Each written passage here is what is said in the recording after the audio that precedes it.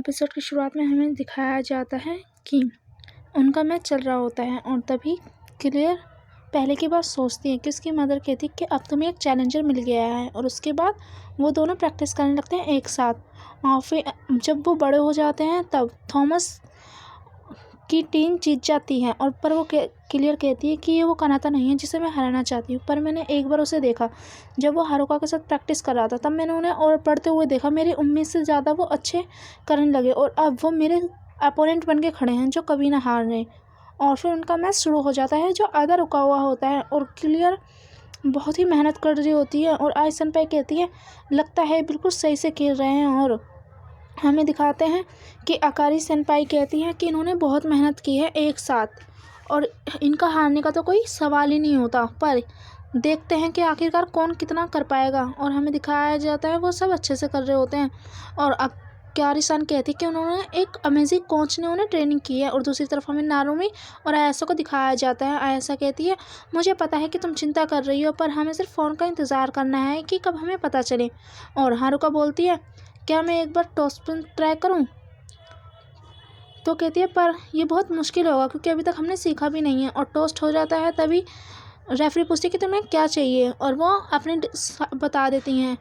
और फिर हमें दिखाया जाता है वो सब खेलने लगते हैं। तभी उनकी तरफ बहुत कठिन हो रहा होता है और हारुका टॉस स्पिन मारती है और वो काम भी आ जाता है और दोबारा भी मारती है जिसमें उनके सेकंड 2 पॉइंट हो जाते हैं और टॉस स्पिन 3rd पॉइंट भी कर लेता है। और तभी हमें दिखाया जाता है कि हारुका पूरी कोशिश कर रही होती है, पर इस बार का टॉस स्पिन क्लियर रोक लेती है और हारुका ब्लॉक नहीं कर पाती। और तभी हारुका कहती है हमें सिर्फ 3 पॉइंट से ही रुक गया।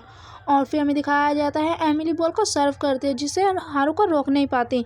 और एमिली के बीच में बहुत ज़्यादा टफ चल रहा होता है क्योंकि कोई भी हार नहीं मान रहा होता है और सब कह रहे होते हैं कि पता नहीं कौन जीतेगा। इनमें से दोनों एकदम थक चुके हैं और कोई सी भी टीम हारने का नाम ही नहीं ले रही। तभी क्लियर सर्व करती है और हारुका उस बॉल को रोकने जाती है पर नहीं रोक पाती।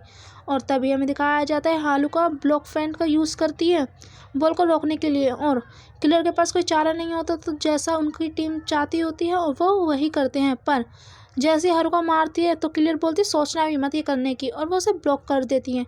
और हमें दिखाया जाता है वो बहुत ही थक चुके होते हैं और वो काम कर रहे होते हैं जिसमें कानाता भी बहुत मेहनत करती है। और जैसे ही वो बॉल जा रही होती है वो स्टेडियम से लग के बाहर चल जाता है जिससे उनका पॉइंट हो जाता है। और हारुका को कानाता बॉल पास करती है, सॉरी कानाता हारुका को बॉल पास करते हैं और सभी लोग देख रहे होते हैं कि दूसरे नेशनल चैम्पियन के खिलाफ ही कैसे खड़े हुए हैं। और तभी हमें दिखाया जाता है रेस्ट टाइम होता है जिसमें एमिली पूछती है कि क्या हुआ। क्लियर कहते कुछ नहीं, मैं सिर्फ सोच रही हूँ।